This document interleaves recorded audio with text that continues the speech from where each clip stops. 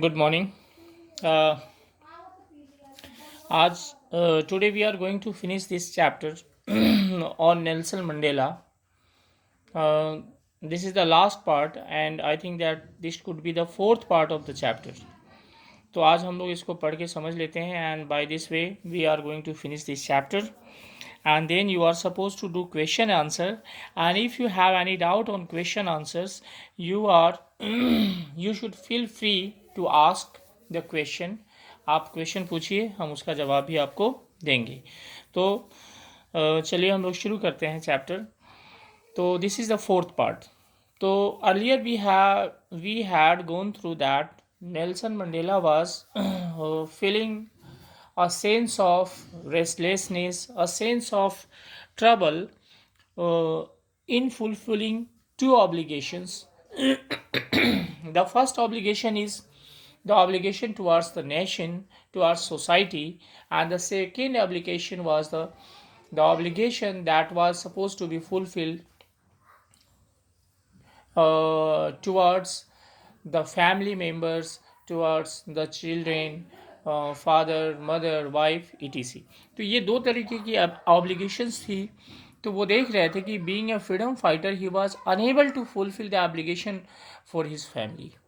अपनी फैमिली के लिए जो उनका कर्तव्य था उसको वो पूरा नहीं कर पा रहे थे.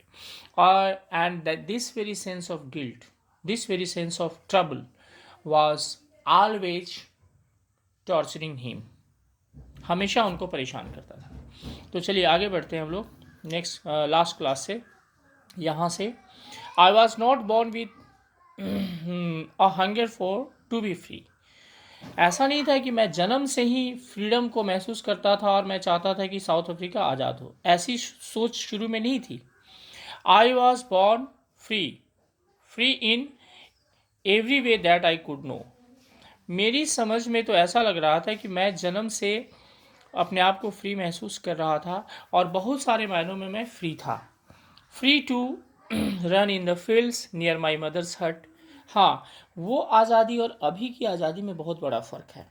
क्योंकि देखिए एज ए चिल्ड्रेन और as a child we think that if we are going to play freely, if we are going to move here and there, then we are free. And if we are not constant to study hard, अगर हमें पढ़ाई के लिए परेशान नहीं किया जाए, हमें घूमने दिया जाए, खेलने दिया जाए, तो हम सोचते हैं कि आज़ाद है. This is the thought of our childhood. But as we grow up, तब क्या होता है कि हमें जब सराउंडिंग्स को देखते हैं, सोसाइटी को देखते हैं, तो लगता है कि नहीं, बचपन में जो आज़ादी थी, आज़ादी की वो डेफिनेशन सही नहीं है. क्योंकि फ्रीडम का मतलब यह है कि हम सोच सके, अपनी सोसाइटी के लिए कुछ कर सके और अपनी सोसाइटी के बारे में कुछ सोच सके, देश के बारे में सोच सके. और ये सब चीज़ों की अगर आज़ादी नहीं मिलती है तो सिर्फ खेलना कूदना, फुलवारी में जाना, आम तोड़ना, गुल्ली डंडा खेलना, और ये आज़ादी नहीं है. तो नेल्सन मंडेला भी जनरल एक इंसान की तरह ही, जो बचपन में उन्होंने सोचा था कि आज़ादी क्या होती है, वो फ्रीडम की जो डेफिनेशन थी, that very definition of freedom that he felt in his childhood, that was completely shattered in adulthood. जब वो बड़े हुए तो उनको वो लगा कि नहीं भाई, ये तो फ्रीडम नहीं है जो हम महसूस करते थे. तो free in run in the fields near my mother's hut, मैं अपनी माँ के हट के पास दौड़ के जा सकता था. Free to swim in the clear stream that ran through my village, मेरे गांव के पास जो जलधारा बहती थी, नदी बहती थी, वहाँ पे मैं स्विम कर सकता था. Free to roast mealies under the stars and ride the broad backs of slow moving bulls. और क्या है कि जो स्टार्स होते थे, चांदनी रातों में, तारों भरी रातों में हम कुछ पकाते थे, आराम से घूमते थे, खाते थे, कोई दिक्कत नहीं थी. और जो स्लो मूविंग बुल्स थे उसको राइड करते थे, उस पर भी हम आराम से घूमते थे, हमें कोई परेशानी या किसी तरीके की कोई पाबंदी नहीं होती थी. As long as I obeyed my father and abided by the custom of my tribe, जब तक मैंने अपने पिता की बात को मानी और अपने ट्राइब यानी अपनी जो कुनबा है, समुदाय है, उसके कस्टम्स के अनुसार मैंने जीना शुरू किया, I was not troubled by the laws of man और गॉड. तो मुझे किसी भी तरीके की परेशानी ईश्वर के द्वारा बनाए गए कानून या इंसान के द्वारा बनाए गए कानून में मुझको कोई परेशानी नहीं हो रही थी। मैं सब कुछ अच्छा महसूस कर रहा था। It was only when I began to learn that my boyhood freedom was an illusion. परेशानी तो तब हुई कि जब मुझे एहसास हुआ कि नहीं, मेरे बचपन का जो फ्रीडम था वो तो एक इल्यूजन था, एक भ्रम था। When I discovered as a young man that my freedom had already been taken from me, जब मैं बड़ा हुआ तो मैंने ये सोचा कि मेरी जो आज़ादी है वो तो मेरे से छीन ली गई है। That I began to hunger for it, और तभी से मैं इसको पाने के लिए, इसको लेने के लिए मेरी भूख बढ़ती चली गई। At first, as a student, I wanted freedom only for myself. शुरू में तो क्या हुआ कि एक स्टूडेंट के रूप में मुझे फ्रीडम अपने लिए चाहिए थी सिर्फ, क्योंकि यंग आदमी है तो वो अपने आप को फ्री रहना चाहता है। तो मैं जब स्टूडेंट था तो मैं अपने लिए ही आज़ादी चाहता था। The transitory freedom of being able to stay out at night, और वो आज़ादी कि मैं यंग हूँ तो रात को अकेले घूमूँ, पब में जाऊँ, कहीं घूमूँ फिरूँ, दोस्तों के साथ घूमूँ, तो ऐसी वाली आज़ादी मुझको चाहिए थी। Read what I please and go where I choose, मैं जो चाहूँ वो पढ़ूँ और मैं जहाँ चाहूँ वहाँ जाऊँ, जिससे चाहूँ उससे मिलूँ, ये वाली आज़ादी चाहिए थी। Later as a young man in Johannesburg, लेकिन जब मैं एक यंग मैन के रूप में जोहान्सबर्ग में मैं गया, I yearn for the basic and honourable freedom of achieving my potential. Yearn का मतलब होता है लॉन्ग, चाहना। तो जोहान्सबर्ग में I yearn for the basic and honourable freedom, मैं आधारभूत और एक जो सम्मान के साथ जो स्वतंत्रता होती है उसकी चाहत मेरे अंदर बढ़ी। ऑफ अचीविंग माई पोटेंशियल, ताकि मैं अपनी क्षमताओं का विकास कर सकूं और मैं अपनी क्षमता के अनुरूप काम कर सकूं। ऑफ अर्निंग माई कीप, मैं अपना जीविका चला सकूं, जीविकोपार्जन कर सकूं। Of marrying and having a family, मैं शादी कर सकूं अपनी मर्जी के हिसाब से अपनी मनचाही लड़की से, और मैं अपनी फैमिली को बढ़ा सकूं और पाल सकूं।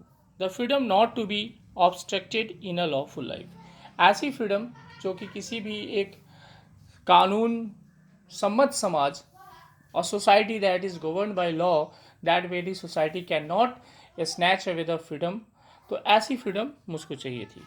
But then I slowly saw that not only was I not free, but my brothers and sisters were not free. लेकिन धीरे धीरे मुझे ये एहसास हुआ कि भाई सिर्फ मैं ही आज़ाद नहीं हूँ, ऐसी बात नहीं है, मेरे भाई और बहन भी फ्री नहीं हैं। I saw that it was not just my freedom that was curtailed, मैंने ये महसूस किया कि ये सिर्फ मेरी आज़ादी नहीं छीनी जा रही है। कर्टेल का मतलब होता है कम करना, छोटा करना, छीनना। But the freedom of everyone who looked like I did, बल्कि वैसे सभी लोग जो मेरी तरह दिखते हैं, यानी जो ब्लैक्स हैं, उन सब की आज़ादी छीनी जा रही है। That is when I join the African national Congress, और तभी मेरे अंदर ये एहसास हुआ और मैं अफ्रीकन नेशनल कांग्रेस से जुड़ा।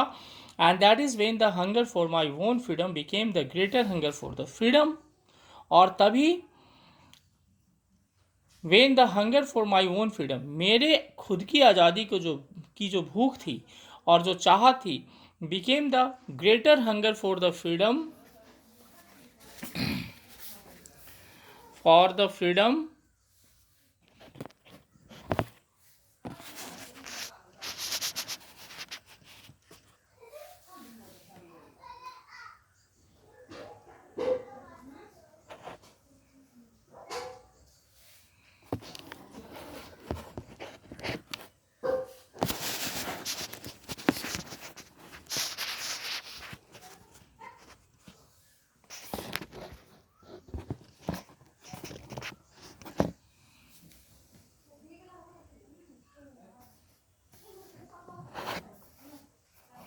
For the freedom of my people, मैं अपने लोगों की स्वतंत्रता के बारे में सोचने लगा।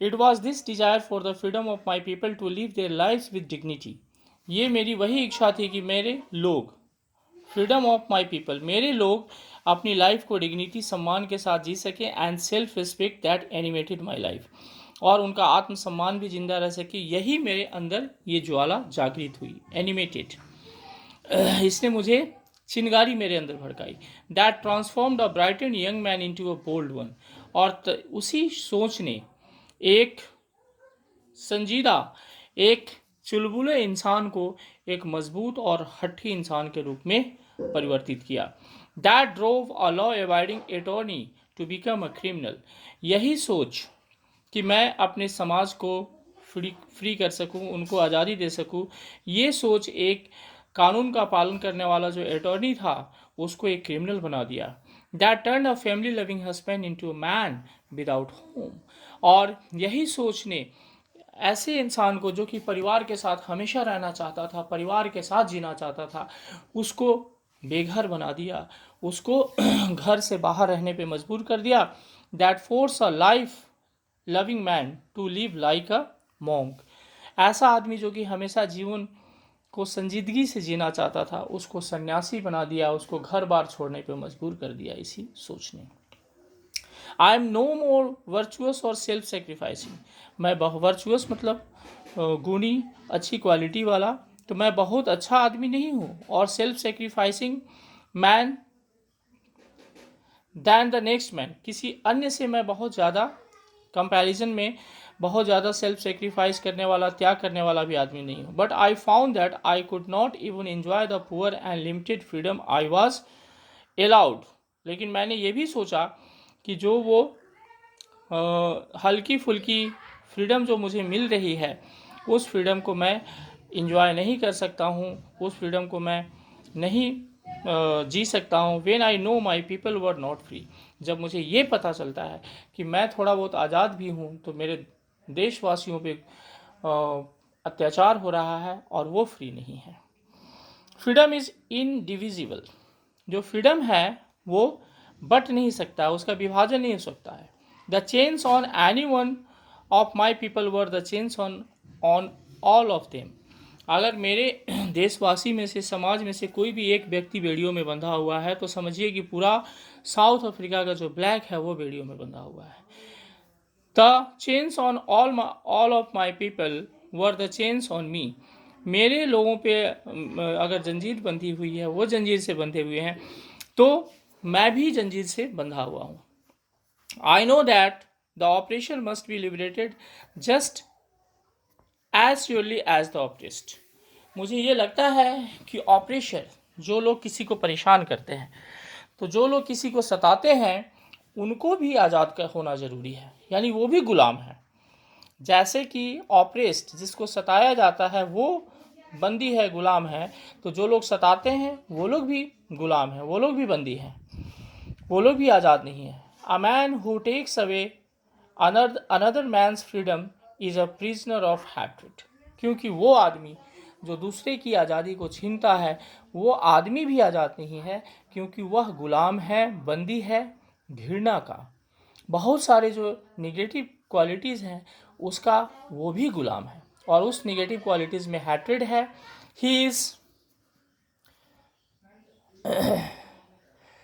He is locked behind the bars of prejudice, prejudice का मतलब पक्षपात, वो पक्षपात और घृणा के कारागार में कैद है, एंड नैरो माइंडेडनेस, और ओछी सोच का गुलाम है वो। आई am not truly free if I am taking away someone else freedom, क्योंकि मैं तब तक अपने आप को आज़ाद महसूस नहीं कर सकता हूँ जब तक मैं दूसरों की आज़ादी को छीन रहा हूँ। दूसरों को की आज़ादी को छीनने वाला व्यक्ति खुद आज़ाद नहीं हो सकता है। Just as surely as I am not free when my freedom is taken from me, ये उसी प्रकार से है जैसे मेरी आज़ादी अगर किसी ने छीन ली तो मैं फ्री नहीं हूँ, तो मेरी आज़ादी छीनने वाला व्यक्ति भी फ्री नहीं हो सकता है, क्योंकि वो भी गुलाम है। और वो किस चीज़ का गुलाम है? वो हैट्रेड का गुलाम है, घृणा का, प्रिजुडिस का गुलाम है, नफरत, पक्षपात का और नैरो माइंडेडनेस का, इन सारी क्वालिटीज़ का वो गुलाम है। The oppressed and the oppressor alike are robbed of their humanity, the oppressed जिसको सताए जाते हैं, एंड द ऑपरेशर और जो सताता है, ये दोनों ही ह्यूमैनिटी, मानवता से वंचित होते हैं, और मानवीय अधिकार और मानवीय गुणों का इनमें अभाव होता है, और दोनों ही गुलाम होते हैं। इस दोनों में कोई भी आज़ाद नहीं होता है। तो now we have finish the lesson I think, and yeah of course we have finish the lesson. तो चलिए इसको आप सारे पार्ट्स को एक बार ठीक से पढ़ के समझ लीजिएगा, और उसके बाद if there is a question, that question you want to ask, then you must respond me and I will respond you. Till then, bye.